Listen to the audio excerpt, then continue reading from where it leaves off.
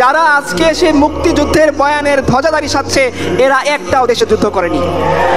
শাহরিয়ার কবির দেশে যুদ্ধ করেনি, প্রথম আলোর মতির বাবা যুদ্ধ করেনি, ডেইলি স্টারের বাবারা যুদ্ধ করেনি, আর যাকে মুক্তিযুদ্ধের পিতা বানানো হয়েছে সে পাকিস্তানের কারাগারে থেকে সুবিধা ভোগ করেছেন।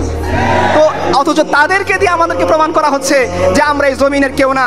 বলে তোমরা পাকিস্তান প্রীতি, না, পাকিস্তান নামক রাষ্ট্রের প্রতি আমাদের কোনো প্রীতি নেই, বরঞ্চ তোমাদের ভারত প্রীতি আছে, সেটাকে ঢাকার জন্য তোমরা আমাদেরকে এই কথা বলো। আমরা বুঝি, আমরা পাকিস্তান এম্বাসি চিনিও না কোথায় আছে, তোমরা যে রেগুলার যাতায়াত করো সেটার প্রমাণ তো পাঞ্জাবের ছবিতেই বের হয়ে আসে।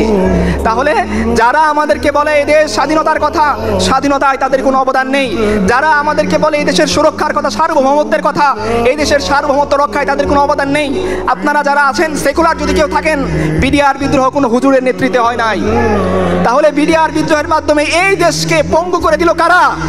মুশরিকি জনতারা, তৌহিদি জনতা ভ্যানগার্ড হয়ে, এই দেশের সুরক্ষাদার হয়ে, এই দেশের স্বাধীনতার জন্য তারা সবসময় অগ্রগামী ছিল।